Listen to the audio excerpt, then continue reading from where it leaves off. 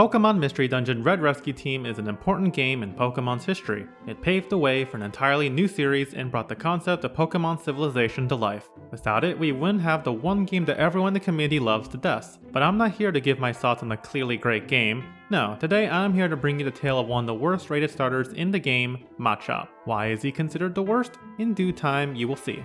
Without further ado, it's time to begin this epic tale of strife and peak alpha male behavior. Destiny has claimed Chad the Machop to awaken in the middle of the woods. He's met by a friendly Cyndaquil who introduces himself as Flint. At first, Machop's confused until he realizes that he's been turned into a Pokemon. In an instant, his entire world has been thrown upside down. But before he can freak out any further, he's soon interrupted by a Butterfree. It seems her Caterpie's son has fallen into a ditch. His newfound acquaintance quickly volunteers to help. Though he's still not in his right state of mind, he goes along with it as that's what a Chad does. Tiny Woods is a tutorial dungeon. Short, sweet, and simple. As the Machop takes a moment to get used to his new body, he quickly starts to acclimate and eventually makes it to Caterpie in a short amount of time. Gaining the respect and adoration of a small child is always a plus for him. Gaining a few berries as a reward, Chad is quick to relish in an easy job well done. That's when Flint offers the opportunity to form a rescue team. In this world, rescue teams go out in order to help those who can't help themselves. Heroes to many, obstacle to the wicked. It's not like he can remember anything anyway. Plus, having the respect of his peers is the Chad way,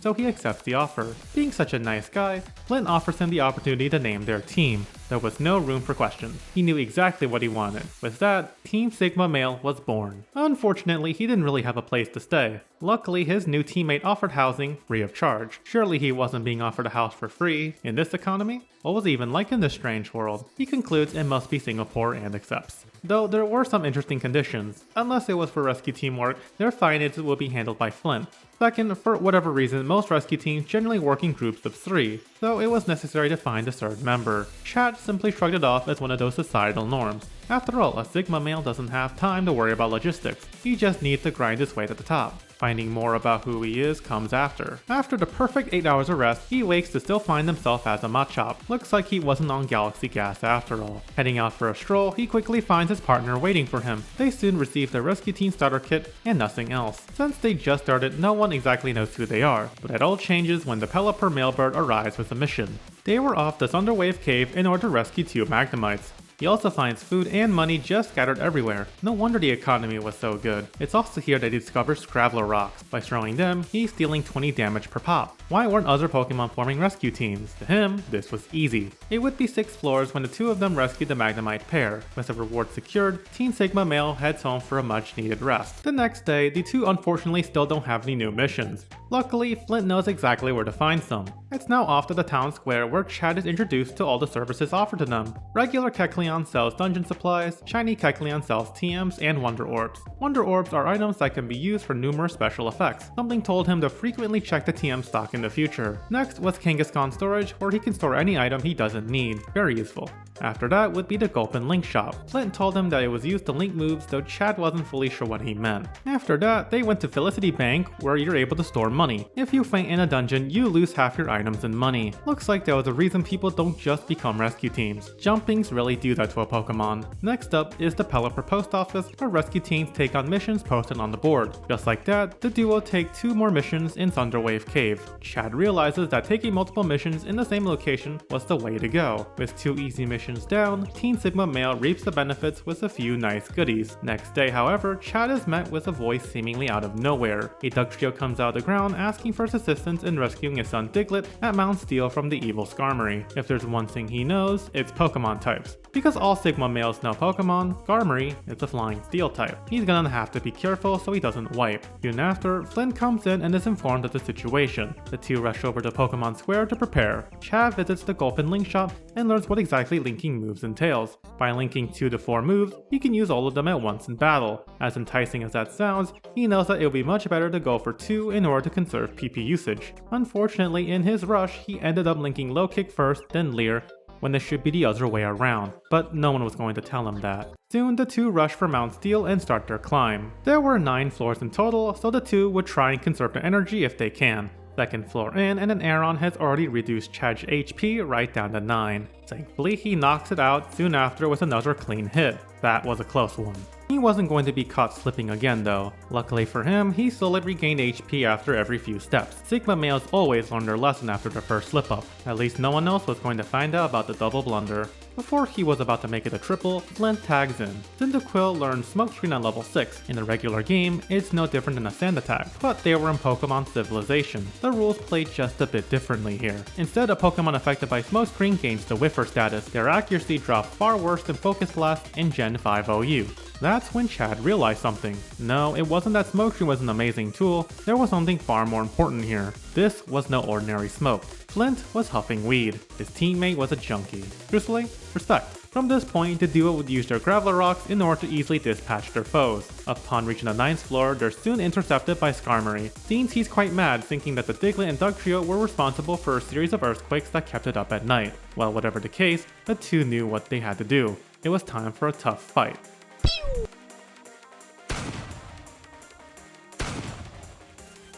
It appears that Skarmory was, indeed, a fraud. Fortunately, it seems that there was no way of them rescuing Diglett. Thankfully, the Magnemite from the previous mission arrives and helps carry him out. Diglett half-beat? A question for another day. Regardless, they've completed a job well done. Not only that, but it seems one Magnemite wants to join the team. Though it looks like without proper housing, that isn't happening. Next day, Chad learns of the last service in Pokemon Square, the Wigglytuff Club. By paying a certain amount of money, they're able to acquire friend areas for recruits to stay at. In other words, this must be how the housing market in this world works. After attaining a few new areas, the same Magnemite will appear in order to request that the power plant be added. Just like that, Team Sigma Male now has a new member, the Magnet. Wouldn't it be long before the two stumble upon a commotion in the square? A lone Jumpluff needs the assistance of Shiftry in order to create a strong enough win to save their friend. Though it seems Shiftry only works to go ban for ban. Chad understands the grind well enough. It's then that a famous team known as ACT arrives. Alakazam, the leader, convinces Shiftry to go and rescue Jumpluff's friend. Seeing 3 fully evolved Pokemon like that, Chad wondered if he'd ever truly reach such heights. He had to, right? Becoming rather motivated, the two head out to perform a few more jobs. It's here they bring along the Magnet to get a bit of field experience. That, however, is when they come across a particular Zigzagoon. He calls himself the Gentle Goon, a wonder of sorts. Intrigued by Team Sigma Male, he asks to join their team. The two accept, knowing that more help is always a good thing. Unlike the both of them, Gentle Goon was rapidly gaining levels at a much faster pace. Despite the low stats, he was proving to be a valuable member of the team. Not only that, but also had the pickup ability, which allowed them to constantly find new items. Things were starting to look up for them. After some successful missions, the duo are soon met by another team led by a Gengar. They quickly steal whatever jobs they had in their mailbox, calling Team Sigma Male nothing but posers. Introducing themselves as Team Meanies, they declare that their goal is world domination. Just like that, they leave having taken their mail. Chad simply stands in utter silence. He couldn't believe the amount of copium this Gengar just spewed from his mouth. He swore revenge on this ghost type and he was about to get his get back. For now, the team goes about doing a few more jobs to forget their troubles. After that, Caterpie comes to them with a new job in order to save his friend Metapod. But who can ruin their day more than the frauds, Team Meanies? Seems they'll take the job since they're more qualified than Team Sigma Male, and if they succeed, they'll have Caterpie join their team. Chad was not about to have their biggest fan become a prime consumer. So it was now a race between two teams. With the assistance of Gentle Goon, they made their way through Sinister Woods, filled to the brim with grass types. Flint would make quick work of them. However, Sunspore made for an annoying adversary. Eventually, they're met by Team Meanies where a fight breaks out. All of them just so happens to be a type that Chad isn't good against. How typical. Thankfully, he learned the art of jumping. With the Sleep Seed, the trio make quick work of Medicham. As if that wasn't enough, Goon levels up Advite and learns Odor Sleuth. Now, Gengar was exposed to being hit by normal and fighting type moves. It didn't matter if Spite drained all that move's PP, the damage was already done. Chad delivers a mean kick to Gengar, putting him out of the fight. Flint introduces Ekans to being a pothead, allowing the other two to surround him. In Chad's world, this would be a grade A jumping. The team runs, sowing revenge, which puts the Machop in an extremely good mood. They save Metapod and earn yet another adoring fan. Team Sigma Male was starting to go places. The immediate next day, the dynamic duo are quickly met by the same Jumpluff they saw the other day. It seems Shiftry hasn't come back yet and may have found trouble in what would have been a simple mission. Thankfully, Team Sigma Male is on the case. Jumpluff then warns them that there's rumors of a terrifying monster living at Silent Chasm. Flint gives permission to use their finances to properly prepare for the trip ahead. Chad isn't too worried though. Every enemy they've encountered has been nothing but paperweight. Still, if the rumors are true, then a bit of prep didn't hurt. So they take a job, then get some training done at the Makuhita Dojo. Here, Pokemon can go through tight scene dungeons to gain more experience. After a nice run through the Steel Dungeon, the team is ready to go. Silent Chasm isn't much to write home on. In fact, the team goes through it in a relatively short amount of time. They soon find the other Jumpluff along with Shiftry, who warns them to stay away. Before they can react, he disappears and a large bird takes his place. The legendary bird Zapdos beckons before them. Blaming the Tengu for disrupting his slumber, it tells Team Sigma Male that if they want him back, they needed to climb Mount Thunder and fight him. Though the Jumpluff are reunited, there's still Shiftry to rescue. It's then that Team ACT arrive at the mention of Zapdos. Seems this one isn't a fraud after all. They like to take care of it due to how dangerous it is, but Team Sigma Male is up to the task. Both teams agree to work together and prepare to make the trip. After a few missions and resupplyment, the team makes their way to Mount Thunder. Compared to the previous dungeons, Chad could feel the step up in difficulty. Thankfully for them, they had a secret weapon, Mudsport. Gentle Goon was quick to shut down electric type moves, making the journey that much easier. At the 11th floor, they soon make it towards what seems to be a checkpoint. 3 more floors after that, and they make it towards the peak. Chad was quick to use the Sleep Seed just like before. He unleashes focus energy in order to unleash guaranteed critical karate chops. During all this though, Gentle Goon had done nearly nothing except Mudsport at the beginning. It appears that Goon had accidentally consumed some of Flint's weed and was now in his eye, meaning it was up to the duo to make it through this fight. Flint goes down, but luckily they came ready with a few Reviver Seeds. With a bit more grit, Team Sigma Male successfully defeated Zapdos. Team ACT arrives a bit after and the bird is able to calm down, declaring that the next time they fight, he'll go all out. Giving back Shiftry, the elite rescue team is impressed with Chad's strength. That's when Flint tells them that he's human. Unfortunately, even Big Brain Alakazam isn't able to figure out how this happened, but knows of someone that would. Their next destination is the Great Canyon to meet Xatu, who can see into the future. Defeating one of the legendary birds has already given a big boost to Team Sigma Male's reputation. It wouldn't be long before Chad can reach the top and claim himself as the best. Though he does appreciate the respect from helping others. Healing himself up, the team heads straight for their destination. With another easy climb, they reach the top and meet with Xatu. Seems he's rather unresponsive. Despite the tickling attempts from Flint, he just doesn't react. Before he'd even consider offering weed, the bird only starts laughing now. Xatu tells the trio that numerous natural disasters occurring in the world is tied to Chad becoming a Pokemon. Before telling more, he warns them that the world balance must be restored first. The three leave, though it seems the fraud Gengar had been eavesdropping. Next day, our likely duo meets up and Chad admits that he is concerned about what they learned. As a Sigma Male, he's not fond of the idea that it might be his fault this world might be on the verge of destruction. Despite the both of them not knowing what it means to restore the world's balance, they make it their goal to figure it out. For now, they decide it's time for some work. Arriving in town square, however, they're quick to find the denizens discussing some sort of legend. For more clarification, they visit Wishcash, who explains everything to them. There once was a human trainer with his partner Gardevoir. This trainer was rather greedy and entered a dungeon known to house rare Pokemon. He grabbed one of the tails of Ninetales. Because of this, he was to be cursed until his Gardevoir stepped in and took it instead. Scared, the trainer ran away, abandoning his Pokemon. Ninetales soon made the prediction that the human would be reborn as a Pokemon. And when that happens, the world's balance will be upset. The two are left stunned. Was Chad that very human? Unfortunately, he can't remember anything from when he was a human.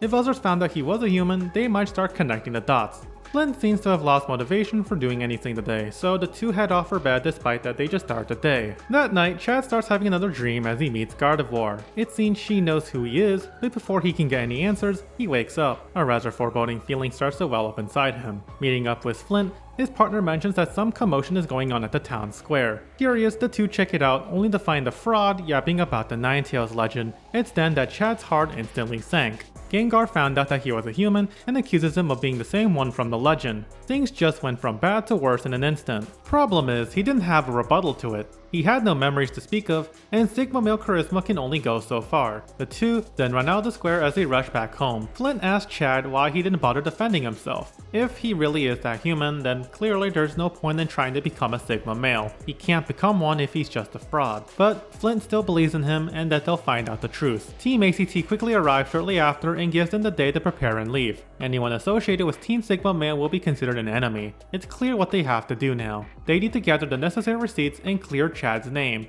During their packing, it seems Gentlegoon wished to tag along, but they decide it'll be safer if he remains, meaning for a good while it'll just be the dynamic duo with no shops to be had. The next day, they prepare to set off as everyone they help sees them off, and so Team Sigma Male are now fugitives on the run. As Pokemon attempt to hunt them down, the duo quickly enter Lapis Cave in order to shake them off. It's a relatively short dungeon without much pushback. The two easily clear it as they continue to run. It seems trackers are still hot on their trail. Their running takes them to Mount Blaze, a dangerous location that most dare not to tread. It's here that they can go towards the mountain or a rock pass first. They decide to head towards the rock pass first. It's incredibly short, but the dungeon is chock full of items. Given that they don't have any shops, Chad found it useful to go to this place to gather some more. After the 4th floor, they're right back to the entrance. This time, it was off towards the main pass. There were plenty of flying types which could give Chad trouble. Luckily, he had someone who could give them the old fume. Other fire types, he can take care of thanks to learning Dig. Much like in Mount Thunder,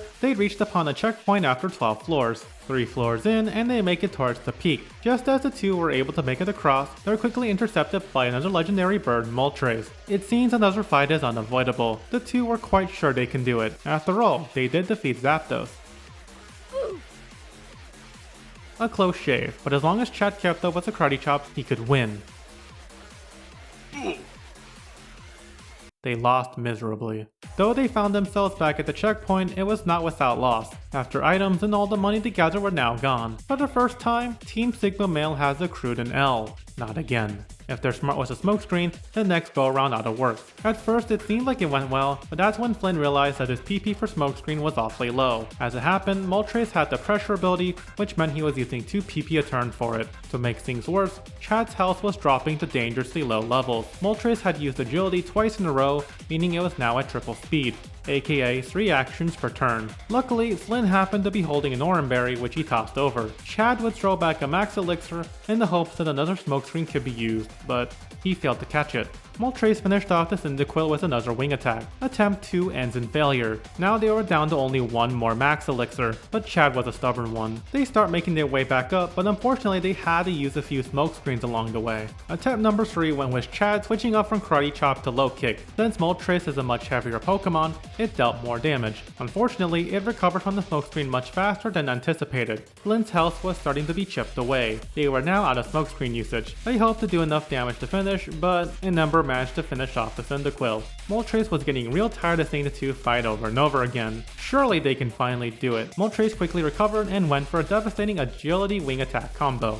It was over in an instant. At that point, Chad finally admitted that they weren't ready. He realized the gap in their strengths and knew he had to train. Flint seemed rather ecstatic at that too. Seems he was also getting tired of the constant rematches. Luckily, these magical Kangaskhan statues gained access to their entire storage somehow. First, they were off to the Rock Pass in order to restock on items. With a full bag and being level 19, they made the climb once more. Arriving back at the peak, they go for attempt number 6. They were railing on it with smokescreens and critical hit karate chops. A single wing attack could easily do both of them in. Flint gets down, but a reviver seed easily brings him back in as well as all of his smokescreen PP. Just a few more hits, and they've done it. Team Sigma Male has conquered Moltres at last. Despite that, Moltres seems ready to fight again, but the two convince him that they just want to pass through. They make a promise to investigate the natural disasters and find a way to fix it. Just like that, they head off knowing that a strong team like ACT is still hot on their trail. After some more trekking, they make it towards the land of snow. There, they encounter a Pokemon before it takes off. Like last time, they decide to take the side pass. After one run, they run through snowy forest. The type matchup was all too perfect for the both of them. Ice types and the like were no match for their moves. Sometime during the trek, Chad uses an item he picked up known as a Link Box. This lets him link his moves like he would at the Gulpin Link Shop, and he knew exactly what he wanted. The Focus Energy and Karate Chop combo could now be done in one turn. Chad also used another Link Box to utilize an Ember plus Hidden Power combo of his own. They both breezed through the dungeon until they made it towards the peak. There, Articuno would show itself to them. Another fight breaks out. Given that the bird had ice as part of its typing, their moves were much more effective on it. And things were going really well until a critical Powder Snow did Chad in. It was fine though. They may have lost some items, but they know they can do it. Attempt number 2 went off much easier than before. In fact, they had quickly taken down Articuno in no time at all. Despite that, it refuses to let them pass, thinking that they had something to do with the snow starting them out, but the Pokemon from before, Absol, steps in to defend them. With his ability to sense natural disasters, he tells Articuno what's happening in the world. Just like that, they're able to head through, but not without making another promise to find out what's going on.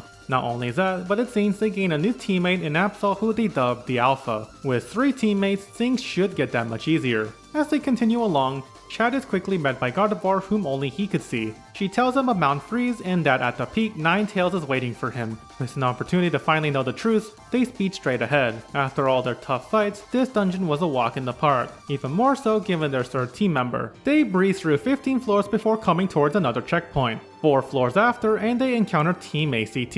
No matter what they say, Team ACT is determined to fight, and so both teams prepare to face off. Before the fight really starts turning up, Ninetales finally shows itself in the bands that they stop. The Pokemon is quick to let them know that Chad is not the human that the legend speaks of, though it only asks the question of who he really is. Before any of that, another earthquake occurs. It seems that the natural disasters are only a prelude to the awakening of the legendary Pokemon Groudon. Team ACT goes on ahead in order to quell the beast, while Team Sigma Male heads back home to clear their name. At long last, the journey was over. Arriving back to town, they declare that Chad is innocent and that he had nothing to do with the natural disasters. The fraud Gengar demands evidence, and while they don't have any, the townsfolk stick up for him. That's when the local Pelipper comes in with a news article telling the whole truth. Gengar is finally outed as the true fraud that Chad always said. And with that, he can finally tell him the words he's always wanted to say. Your life is nothing.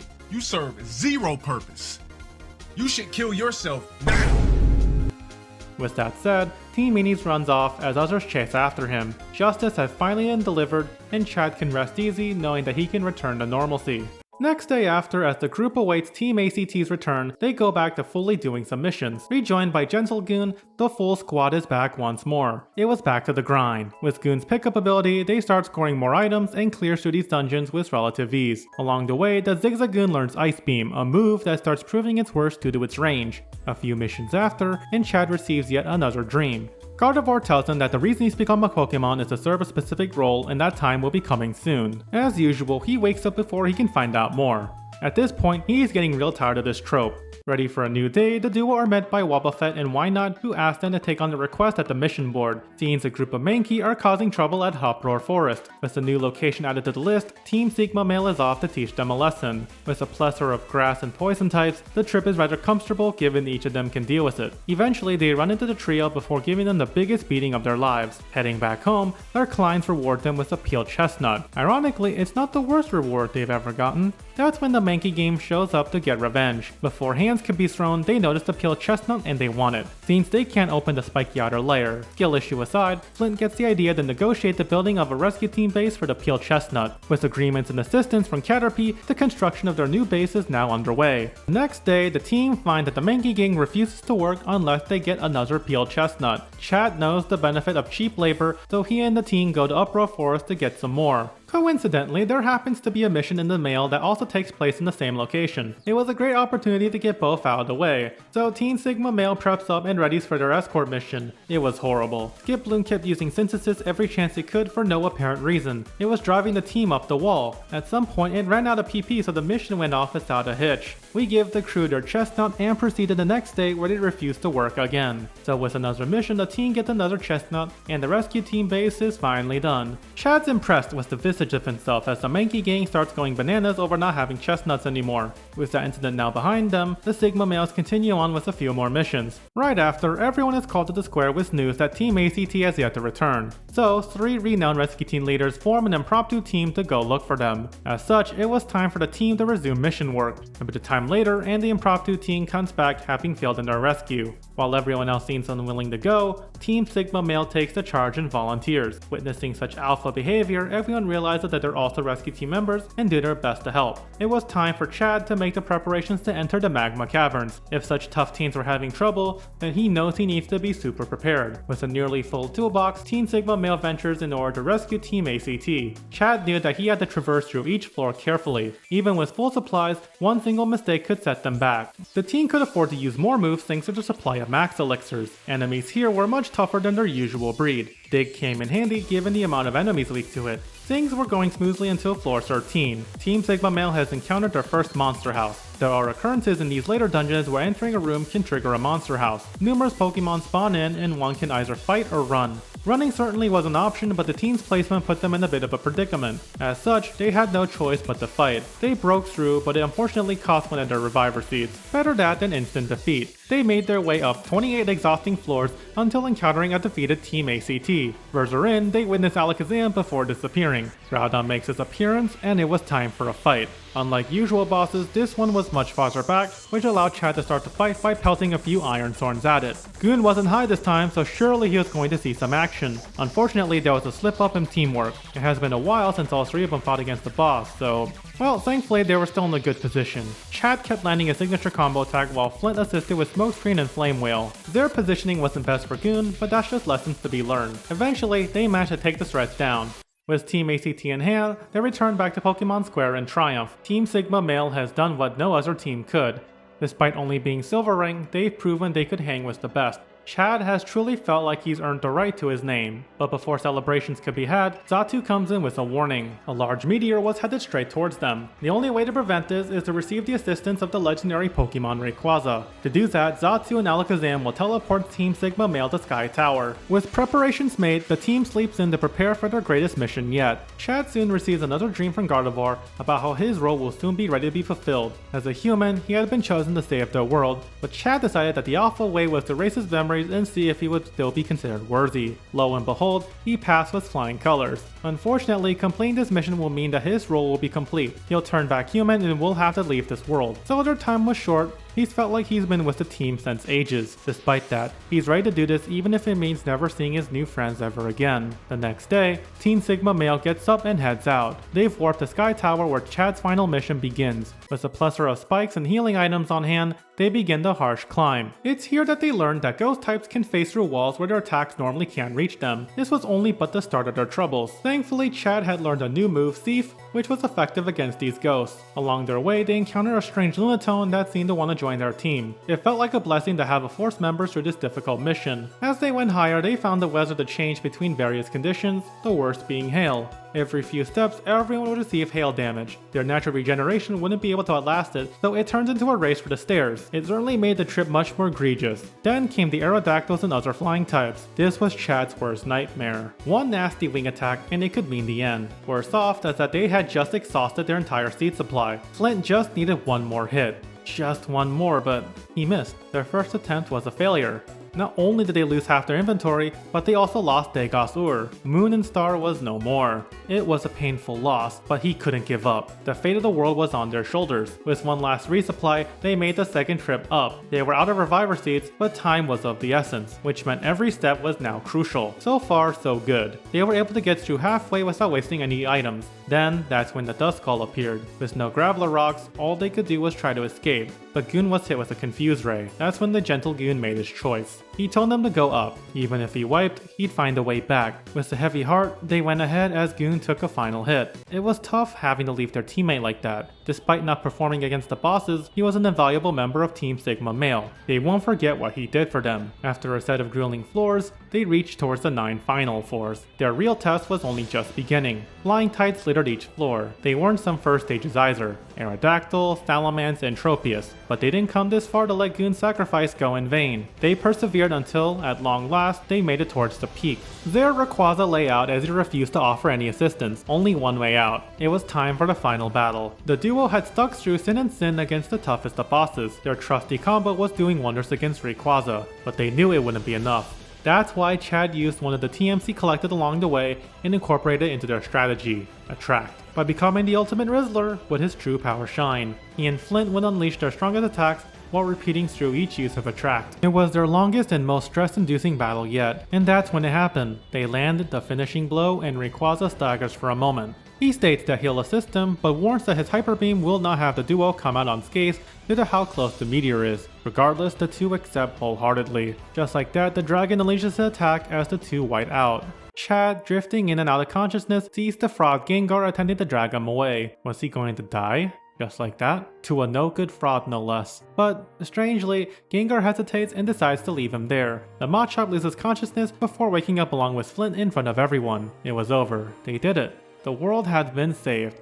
And with that, Chad knew his time had come. With a heartfelt goodbye, he soon disappears from this world. Though not what he initially intended, Chad had become a Giga Chad in the end. Through saving others at his own expense, he had learned what it really meant to have his namesake, and so the credits roll. But not before we witness everyone else making it back to the Sigma Male rescue base. That's when everyone notices a familiar face coming back to greet them once more, and thus ends the main story of Red Rescue Team. Though there may be a post-game, that's certainly a story for another day. The adventure was comfortable before sending them into even more challenging terrain. It would be a journey one can enjoy should they form their own rescue team. Even if you were a matchup, one can also rise to greatness. Sometimes you just need to play smart.